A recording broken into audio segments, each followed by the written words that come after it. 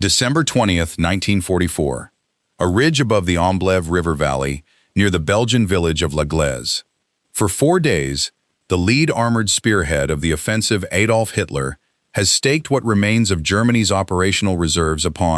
has been driving west through the Ardennes forest, with a speed that, in the first 48 hours, appeared to validate every assumption built into the operation's planning. Now, on a cold ridge overlooking a river crossing the spearhead cannot force,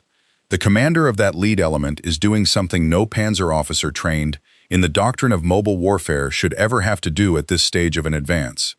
He is counting fuel drums, not tanks, not casualties, not the American resistance that has slowed but not stopped him. Fuel drums, and the arithmetic he is performing, an arithmetic that every officer in his headquarters can perform alongside him because the numbers are not complicated, is producing an answer that will determine, within the next 72 hours, whether the single most powerful armored formation Germany has committed to the offensive continues to exist as a fighting force or is abandoned, tank by tank, in the snow-covered forests of eastern Belgium. The reports moving back through radio channels to Sepp Dietrich's 6th Panzer Army headquarters in the third week of December 1944 are not, in the specific sense that matters to understanding the crisis Dietrich is managing, reports of tactical failure. The spearhead units of his army, built around the elite armored formations of the Waffen-SS that constitute the offensive's most powerful and most carefully husbanded striking force, have broken through the initial American defensive crust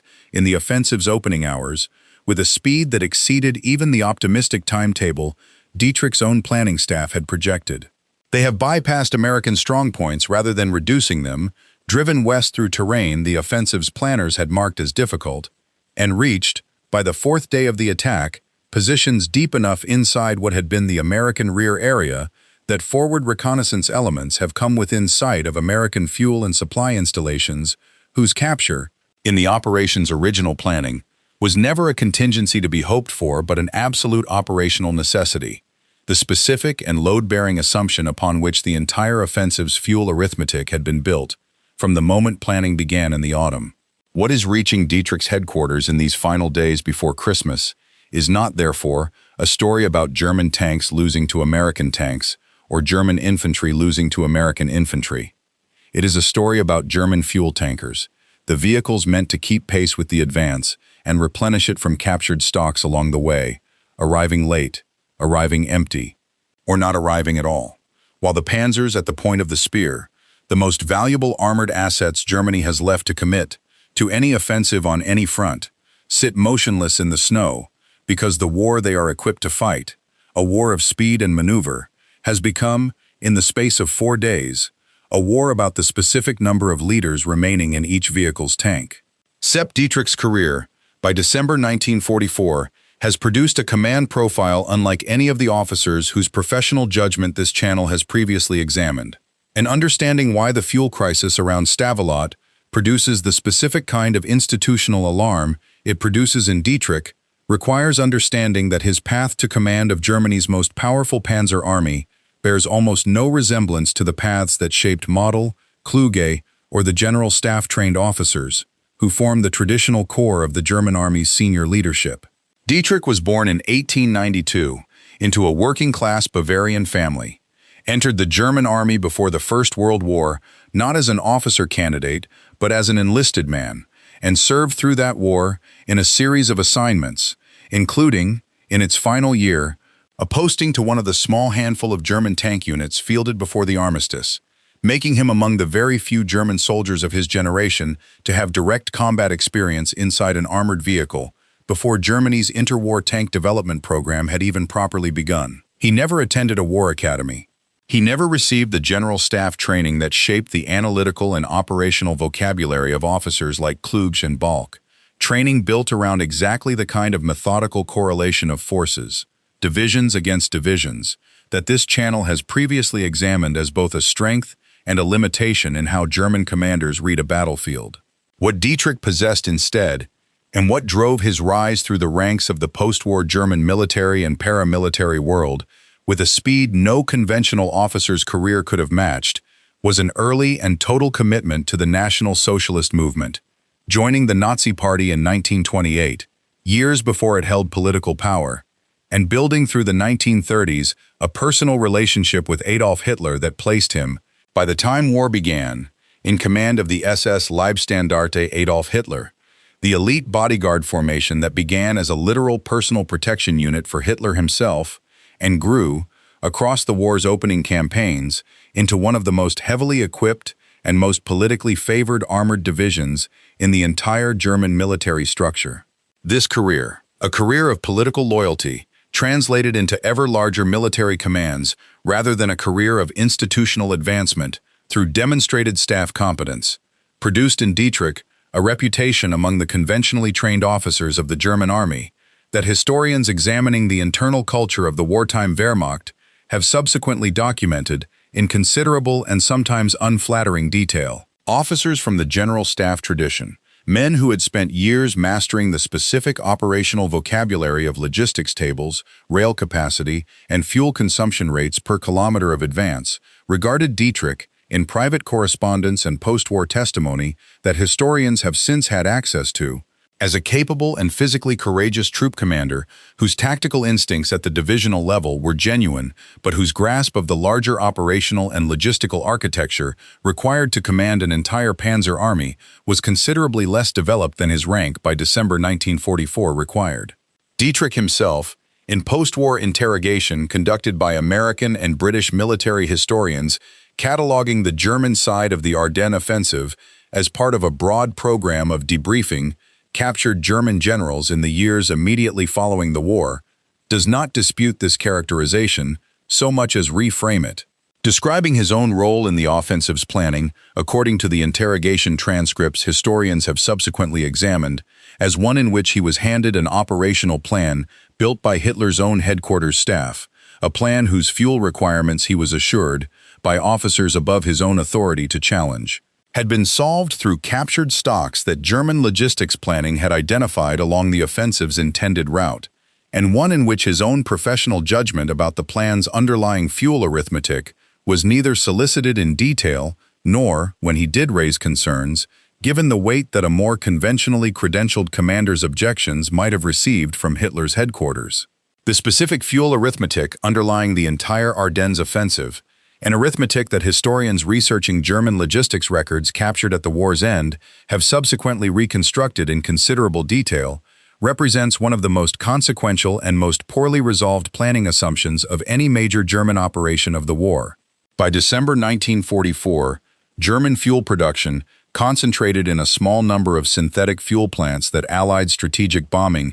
had spent the preceding 6 months systematically targeting, with a campaign whose effectiveness German industry never fully recovered from, had fallen to a fraction of the levels German military planning had relied upon earlier in the war. The 6th Panzer Army alone, along with the 5th Panzer Army advancing on a parallel axis to the south, required fuel reserves for the offensive's opening phase that German logistics planners, working through the autumn of 1944, were never able to fully assemble from Germany's own dwindling production and stockpiles. The gap between what the offensive required and what German fuel stocks could actually supply was closed, in the operational plan Dietrich's own staff received, and was ordered to execute, not through any increase in German production, an impossibility given the bombing campaign's effects, but through an explicit and, as subsequent events would demonstrate, catastrophically optimistic assumption that advancing German forces would capture American fuel depots intact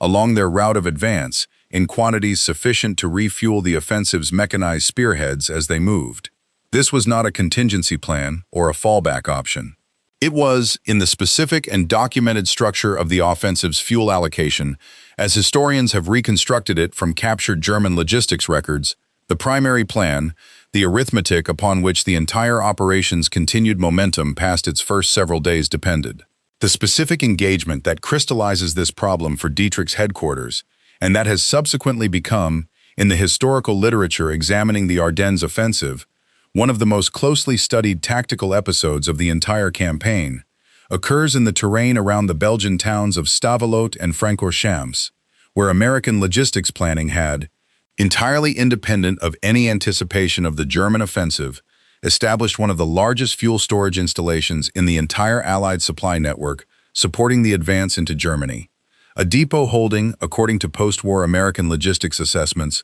well over 2 million gallons of gasoline distributed across a network of dispersed storage sites in the forests and along the roads surrounding the two towns. The lead element of Dietrich's 6th Panzer Army, a heavily reinforced armored battle group built around the 1st SS Panzer Division and commanded by an officer whose reputation for aggressive, fast-moving armored leadership had made him the natural choice to lead the offensive's most critical spearhead, advanced toward and through Stavelot in the operation's opening days, with a speed that brought this battle group, by December 18th, within a matter of a few kilometers of a fuel installation whose capture, had it been achieved intact and in the volume the depot actually contained, would very likely have resolved the entire fuel crisis that was, at that exact moment, beginning to constrain every other German formation attempting to sustain the offensive's momentum. American forces defending the depot were not, in the specific and important sense that distinguishes this engagement from a conventional defensive battle, primarily combat infantry or armored units. They were a hastily assembled mixture of engineer troops, quartermaster and service personnel, and rear area American units never intended for frontline combat, thrown into an improvised defense of a position whose loss would have had consequences for the entire American logistics network, supporting the advance into Germany that senior American commanders, once the scale of the threat became clear, regarded as unacceptable at almost any cost. What these improvised American defenders achieved, in the specific tactical actions around Stavelot in the days immediately following December 18th, was not a conventional military victory in the sense of destroying the German battle group advancing toward them, a force that considerably outmatched the scratch defense in armor and firepower by any conventional measure. What they achieved instead, through a combination of demolished bridges that denied the advancing German column its most direct crossing of the Amblève River, stubborn small unit resistance that slowed the German advance through the town itself by hours, that proved, in the context of the fuel crisis already developing, to be operationally decisive, and the deliberate destruction of fuel stocks that could not be defended, but could be denied to the advancing enemy. A delay and denial operation that historians of the campaign have subsequently credited with preventing the German spearhead from reaching the depot's main storage areas before American forces could complete the destruction of what remained. The German battle group, brought to a halt short of the depot's full extent by blown bridges and mounting resistance, did manage, in an episode subsequent historical accounts have documented in some detail, to seize a portion of the depot's dispersed stocks, enough to provide a partial and temporary refueling of some of the column's vehicles, but nowhere near the volume the offensive's underlying fuel arithmetic actually required to sustain the advance at the tempo the operation's planning had assumed. The gap between what was captured and what was needed did not close. It widened, over the following days, into the specific crisis that reached Dietrich's headquarters by December 20th, in the form of reports describing armored vehicles, the most valuable and most carefully husbanded equipment in the entire German order of battle for this offensive. Running out of fuel in place, immobilized not by American tanks or American artillery, but by an empty fuel gauge, on ground the German advance had already fought its way across, and could not, without fuel, either exploit further or withdraw from, in good order. The pattern that develops from this point through the final days before Christmas 1944 becomes, in the after-action reporting reaching Dietrich's headquarters and in the subsequent historical reconstruction of the campaign's collapse, one of the starkest illustrations available from the entire war of a mechanized military formation being defeated not through direct combat destruction of its equipment, but through the systematic denial of the single resource, fuel, without which the most sophisticated and most heavily armored vehicles in existence become, in the specific and literal sense, immobile targets. The lead battle group, cut off from resupply, its fuel exhausted, its vehicles increasingly abandoned in place,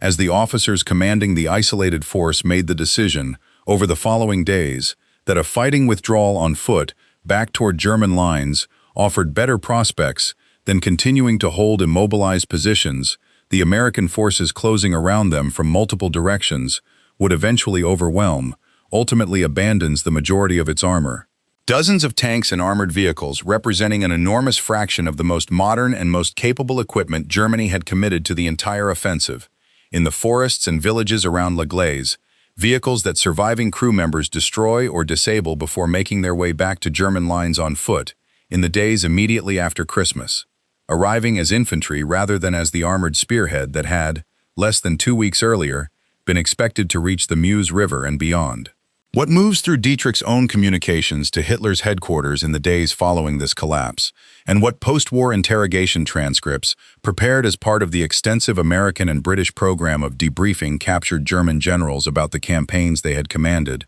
subsequently allow historians to reconstruct with a directness that Dietrich's wartime reports, constrained as every German commander's wartime reports were, by the political dangers of appearing to criticize Hitler's own operational decisions, could never have expressed, is an assessment that Dietrich, according to these interrogation records, articulated with a bluntness that surprised some of the American historians conducting the debriefings, historians who had grown accustomed to the more carefully hedged and diplomatically phrased assessments typical of the general staff-trained officers they had previously interviewed. Dietrich's assessment, as these transcripts reconstruct it, placed the responsibility for the offensive's collapse not primarily on the performance of his own forces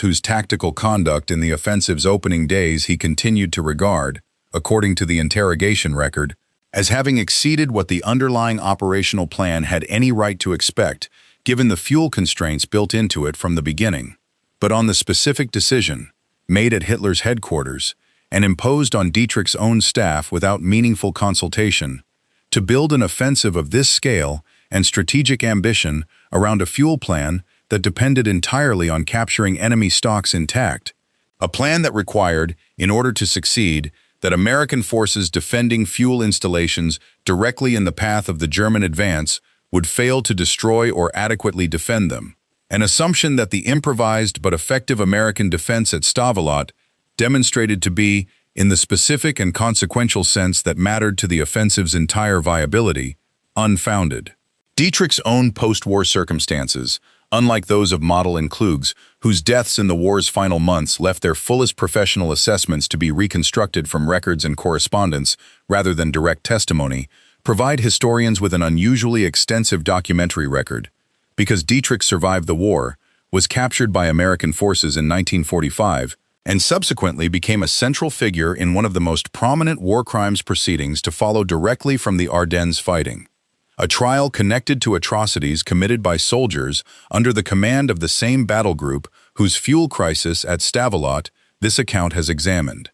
Atrocities that occurred in the village of Malmedy during the offensive's opening days and that resulted, in the years immediately following the war, in Dietrich's conviction and imprisonment on charges related to his command responsibility for the conduct of forces under his overall authority, a legal and historical dimension of Dietrich's wartime record that exists alongside, and is inseparable from, any purely operational assessment of the fuel crisis his forces experienced. It is in the extensive interrogation and testimony record generated by this legal process, combined with the separate and more purely historical debriefing program conducted by American Army historians, specifically interested in reconstructing the German side of major campaigns, that Dietrich's assessment of the fuel crisis and its broader implications for the entire Ardennes operation has been preserved in a form considerably more direct and more extensively documented than the assessments available for commanders who did not survive to be questioned. What Dietrich's testimony across these various post-war proceedings converges upon, and what American historians who conducted the specifically campaign-focused debriefings have subsequently identified as the core of his professional judgment about the offensive's collapse, is an assessment that places the Ardennes failure not primarily in the category of a tactical defeat, a battle lost through inferior generalship or inferior fighting quality on the German side, but in the category of a logistical impossibility that no tactical performance, however skilled, could have overcome once the specific assumption underlying the entire operation's fuel plan proved false. This assessment, articulated by a commander whose own career had been built on tactical aggression and forward leadership, rather than on the kind of methodical logistics planning that officers like Kluge had spent careers mastering, carries a particular weight precisely because it comes from a source with every institutional and personal incentive to attribute the offensive's failure to factors other than the operational plan's own design, and yet arrives, according to the interrogation record, at a conclusion that squarely identifies the plan's fuel arithmetic, rather than any failure of German tactical execution, as the decisive cause of the collapse. The broader lesson that the Stavelot fuel crisis offers, considered alongside the parallel cases this channel has previously examined of German commanders confronting specific and unexpected dimensions of American material and technical capability, concerns not a single weapon system or a single technological surprise, but something more fundamental to how an industrial war is actually sustained once the fighting begins. Model's confrontation with the proximity fuse concerned a concealed technology German intelligence could not have anticipated. Kluge's confrontation with Allied air superiority concerned a domain of the battlefield German doctrine had never developed the institutional capacity to contest. Dietrich's confrontation with the fuel crisis at Stavelot concerns something different again, not a technology or a domain of combat, but the basic industrial capacity to sustain a mechanized offensive at all. A capacity that German synthetic fuel production, however sophisticated the chemistry underlying it, could no longer provide in the volumes an operation of this ambition required, forcing German planning into a fuel arithmetic built on the hope of capturing what it could not produce, a hope that a scratch force of American engineers and service troops fighting for a river crossing and a collection of fuel drums rather than for any position of conventional tactical significance proved sufficient to deny. What the fuel crisis around Stavelot ultimately represents, in the specific terms that Dietrich's own post-war testimony allows historians to reconstruct with unusual directness, is a demonstration that the most powerful concentration of armored striking power Germany had left to commit to any offensive of the war, elite crews, veteran commanders, some of the most capable tanks fielded by either side in the entire conflict, could be rendered strategically irrelevant not by an opposing force of comparable strength, but by the simple and cumulative effect of an industrial base that could no longer produce enough fuel to move that armor where its tactical superiority might have mattered, and by a hastily improvised defense that needed only to deny, delay, and destroy rather than to defeat outright. Sepp Dietrich, a commander who had risen through loyalty and tactical courage, rather than through the institutional mastery of logistics that officers like Kluge had spent careers developing, found in the final days before Christmas 1944 that the war he was equipped and trained to fight, a war of speed, aggression, and forward momentum, had been decided in advance by an arithmetic problem his own headquarters had never been given the authority to solve, and that no quality of tactical leadership available to any commander on any battlefield could substitute for the fuel his tanks did not have, and by the last week of 1944, Germany's industry could no longer provide.